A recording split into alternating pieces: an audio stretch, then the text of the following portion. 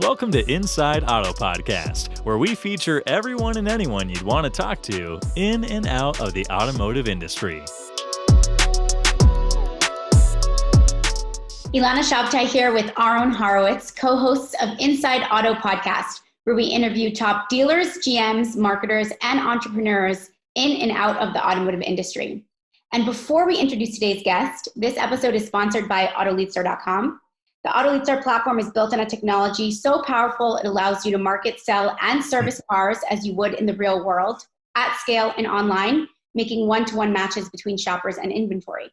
AutoLeadStar is the only platform that is powered by scale, speed, and specificity to change the way dealers do marketing today. All right, and we are back. Aaron, how are you doing today? Oh my, Ilana, it has been a while, hasn't it? It has been a while since you've been on. You've been working hard, and I've been relaxing, so I'm happy to be back. Hey, listen, I'm also really excited for today's guest, and this is a amazing opportunity for us because the person we're going to speak with is Dan Mohnke, who is the VP of e-commerce at Nissan US. And why I'm so excited, Dan, to have you on the show today is that you're sitting in that seat called e-commerce. I don't know, 10 years ago, those two things didn't go together. No, you're absolutely right. Absolutely right. It's exciting times, and it's an exciting chair to be sitting in. But you're right. It's changing times for us.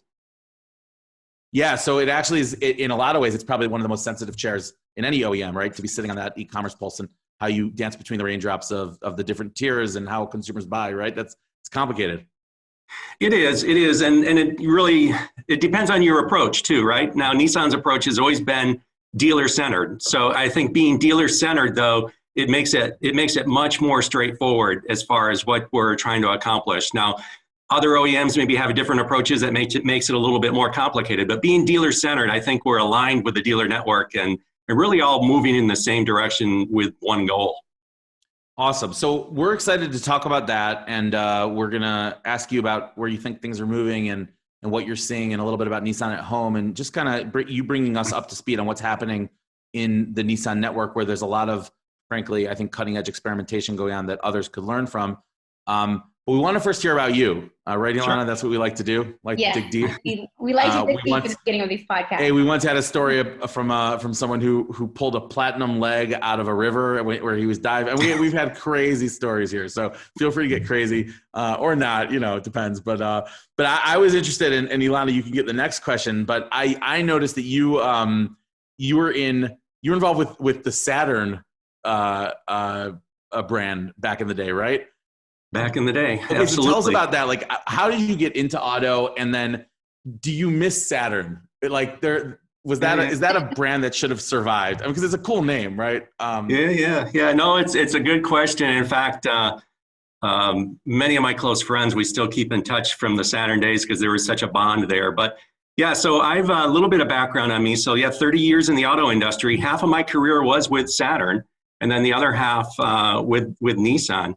I got involved in Saturn very early on, in the early days of Saturn. And you remember kind of probably the Saturn days where, Saturn Homecoming, and we had a cult-like following of consumers.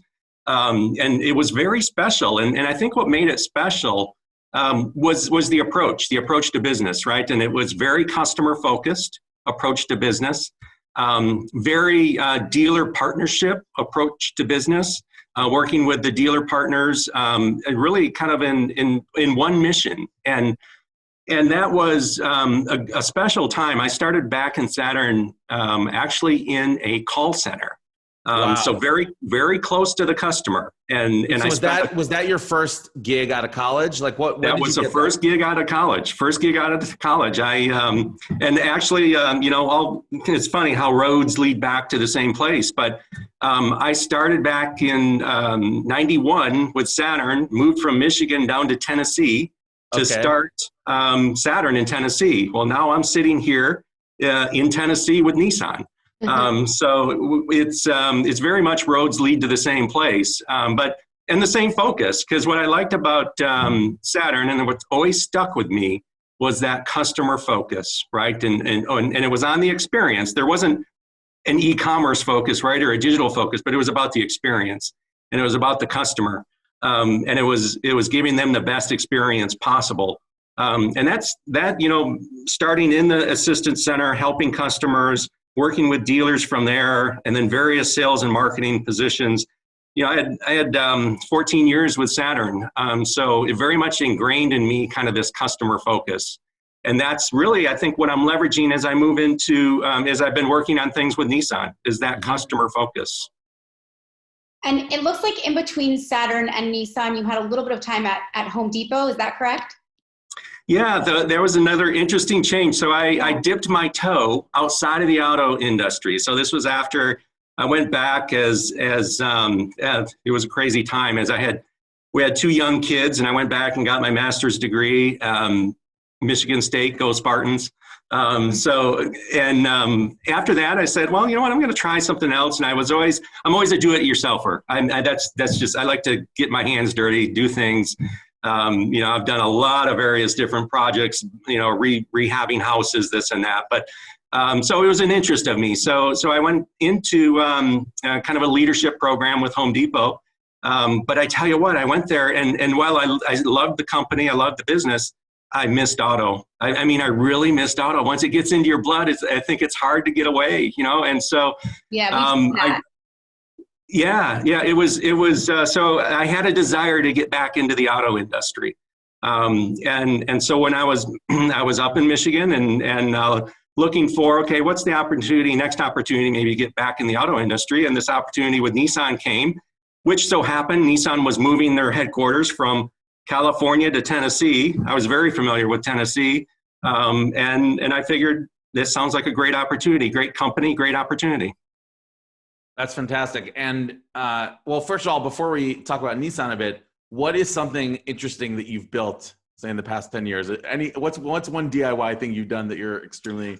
The one that I think maybe folks were the most impressed with was over one of our houses in the back patio. I built this huge pergola really by myself. So I had to figure out with ropes and this and that how to get these large beams up there and do that. My wife helped a little bit, but built this huge pergola in the backyard. Of course, there was permitting involved and all of that, because it had to be safe and had to comply with codes and all of that. So that was probably the biggest one, but then a lot of different small stuff of just everything from laying hardwood floors to drywalling to, electrical, a little bit of electrical. That scares me a little bit. The one I don't like, though, the most, because I never get it right, is plumbing. There's always a leak afterwards. I don't like that. I don't Ilana, like that. are you a house handy person? You're not, are you? No, absolutely not. No. Not even like IKEA, ready to go. I can't. It's really sad. I got to get better at that. Yeah, like I always have these heart palpitations when my mother-in-law or mom buy my kids Playmobiles or Lego sets, because obviously I'm going to be the one setting them up right now. And I'm just, I got to follow all the directions and understand it's a gift, I think, to be good at that stuff. So yeah. And I think interestingly, on the theme of DIY, the auto industry has a lot of DIY, right? Where I feel like when you're looking at a person's second largest purchase and you're trying to figure out how digital implicates that and what the customer experience needs to look like and the complexity of the ecosystem. And, if you have a North Star where like the dealers are the North Star, as I think you said, Dan, then it becomes a little easier, but nonetheless, it's still complicated. So we were really interested when Mike was on, where we were, I think, Ilana, was it day one of Nissan At Home's launch or like month one? It was like right at the beginning. Yeah, right? I think it was literally like the day after Nissan At Home was launched. He talked a little bit about the program, but we said, hey, let's come back after a couple of months and hear about the traction. So we basically broke the news to the world that Nissan At Home was launching. That was our announcement. Ashley approved it, but anyways, what we want to hear though is remind our listeners, what is it? What's your vision with it? What's happening with it? What's the traction like? What can we learn from it about where the trend lines are pointing? Yeah. Okay. So let me go in a little bit, background in Nissan At Home. So it's really, we call it an ecosystem of solutions for the consumer. Again, back to very consumer focused. And we have 3 products, digital products, that we have launched. There's Nissan At Home, which is kind of the umbrella. And then we have buy at home, drive at home, and service at home, which are 3 individual digital products serving 3 different needs that consumers have. But the whole vision behind it is really addressing kind of historical customer pain points that we know exist in the auto industry. And the why behind it, I think, has to do with what we see, what everybody sees, with that changing retail landscape. Like last year was the first year that millennials topped new car purchasers. So they outpurchased new vehicles more than baby boomers for the first time ever last year, right? So you got this whole new generation, and that's the first digital native generation, right? Whole new generation that is digital native, that is buying more cars than anybody else, and right behind them is Gen Z, right? So that's kind of the why behind it. Everything, the whole retail landscape has changed. And so we looked at this and said, okay, consumers are wanting more than what we're giving them. And so we want to address these historical customer pain points, like, let me do as much or as little as I want online. Don't make me start over. Like, if I do stuff online, don't make me start over when I go talk to the dealer or when I go into the dealership. Acknowledge kind of the things I've already done, know where I left off, that kind of thing. Transparencies of doing business, right? So we've, in partnership with our dealer network, we're launching we've launched all 3 of these platforms. And the key, like I talked about that just initially up front, is that the dealer's at the center of this. And what do I mean by that? Is that we kind of view this as just an online extension of the dealer's showroom. Mm-hmm. It's the dealer's business still, right? So they control everything on the back end. So there's not only just the front end for the customer, there's the back end for the dealer. And that's what's key, right? The back end for the dealer, that they can control everything from inventory, pricing, F&I, the lenders they use, final deal approval, deal structure that they need to edit or modify. And then in addition, visibility, right? The dealer can see all the activity that the customers are taking, right? So I tell dealers, it's like, you know what? When a person walks through your front door of your physical showroom, right? You really should view this no different. They're walking through your front door of basically your digital showroom, but you have better visibility in this showroom than what you have in your physical showroom, because you kind of see what they've been, cars they've been speccing out, cars they've been, estimating payments on, the trade that they maybe input in there, and you have all that visibility. So it's an easy conversation to kind of talk about the next steps of the purchase process. So that's how the dealer kind of becomes in the center, is just the visibility and the control that they have. And from Nissan's standpoint, again, back to appealing to the consumers, recognizing that the consumer base is changing in the US. By 2030, half of the population will be millennial or Gen Z, right? So, and they will have digital needs that we have to fulfill as a brand, as a dealer network, et cetera, right? So, and so we see it as really this brand differentiator for Nissan to attract new consumers to the brand, to know that we are looking out for their needs, communicate that, and communicate an experience that we think they're looking for. And that's a great background for people who weren't able to listen to our other podcast that introduced this. So thank you for that. What is the traction? Can you share with us a little bit about the adoption rate from your Nissan dealers? Yeah, we're getting great traction, actually. We already have, and like you said, we've just kind of launched this, and we've got kind of a full rollout plan over the next several months. Mm-hmm. But we already have a third of our dealer network enrolled on this. And we're bringing them on board as we speak. In fact, we're already seeing great customer activity, and we're getting feedback from customers on things that they like. Like it's saving them time. They like that one-stop kind of experience. They like that ease of transaction. So we're getting great progress or great results right now. We're starting to see more and more dealers enroll. We've got a third on the network enrolled right now, and that'll continue all the way through our marketing launch, which will start in October of this year. Yeah, I think what you said. Go ahead, Elon. I think what you said about consumers coming to the showroom and not having to start over is a really important point, because time is so precious. And when we do that research online and when we're looking at things, and even if we've submitted forms before, being able to go into a dealership and pick off where they left off is probably going to be a game changer, I think, in the next couple of years, certainly for millennials and Gen Z and the way that they're used to shopping. Are you setting up that infrastructure for the Nissan dealers? Yeah, exactly. And it's, we're setting up, and this is kind of very, I would say, advanced thinking in the auto industry. We're just like people you have a Google ID, right? You have a Amazon ID, right? We have a Nissan ID. And what that does is that whatever you're interacting with Nissan, whether you're a shopper or an owner, you have one ID, meaning one logon, one sign on, right?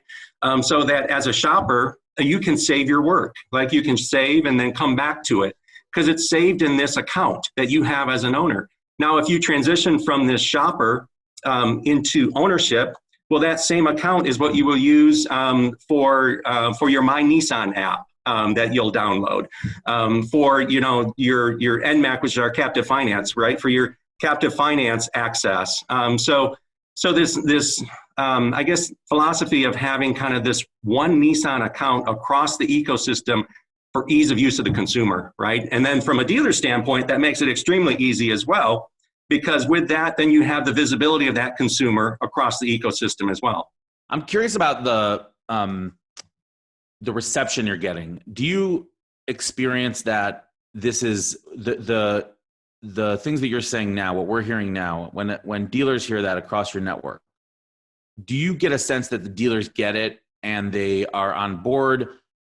Are there dealers, what's sort of the common questions that come up when you're out there evangelizing this vision to the market, in particular your network, less so the Wall Street or the consumers, but more your own dealer network?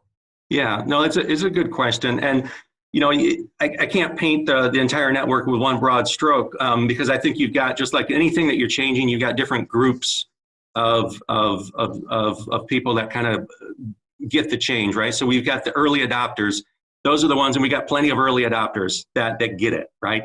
They get it, they see the vision, and they're the first ones on board, and they want to go fast, right? And then you've got kind of the I call it late majority, right? And the late majority are, okay, I want to see these early adopters kind of have success first, and then I'll come on board. So they're kind of in that yo, right? They're like, no, I'm not yes, I'm not yo, but I'm just kind of seeing how things progress here, and then I'll come on board. And then you've got kind of the laggards, right? And the laggards are the ones that, the internet's a fad, it'll go away, but I think, we've definitely seen the early adopters, and they came on board, right away. We're starting to get the late majority come on board right now. As far as the dealers' questions, I think the biggest one really is around that dealer control. And I think because they hear so much in the media about other OEMs and their approach, and OEMs with the intent to go direct and all of that. And so that's top of mind. And we get that. We get that that's top of mind, right? But that's not our approach, right? We think that's the wrong approach, actually. We think the right approach is with the dealer network. Yeah, it's so interesting, that whole notion, because, there are countries in the world where dealers are really just delivery depots, right? They're commission agents. They're just handing cars over to consumers and getting paid a certain percentage for that work. Whereas in the U.S., that model of dealers essentially paying the invoice and owning financing, and then it's such a unique model. And I wonder sometimes when I see OEMs, other OEMs, not speaking about Nissan, when I see sometimes them try to centralize orders and run orders through a central processing and then just kind of invoice it out to the dealer, it never seems to actually work as well as they, I think, envision. And you'll see in some OEMs, like there will be a model they'll try it on, maybe a limited run model, and they'll try it again. And over time, it kind of fades out till basically they're just collecting leads for the dealers again. Why do you think it is that, why is that the case? Meaning, why do you think it is that in the end of the day, in the US, it just seems to still make sense for dealers to drive the business when it comes to the retail side? Well, I think it gets down to, the basic franchise model, right? Which is very common in the US, right? Not just in automotive, but across all brands, right? The franchise model. And the advantage of a franchise model is that the franchisor, or franchisee, I should say, the dealer, right?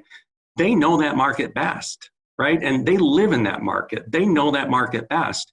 They have relationships with their consumers. Loyalty is huge, right? So the dealer's ability to build loyalty for themselves, the dealer, yes, but then it's for the brand as well, right? So I think it's the individual kind of market knowledge. It's that relationship with consumers that dealers build. I think that's the value that they bring. And let's be honest, it's complicated. It's not just selling a vehicle. You got to service the vehicle, right? You've got to provide service to consumers.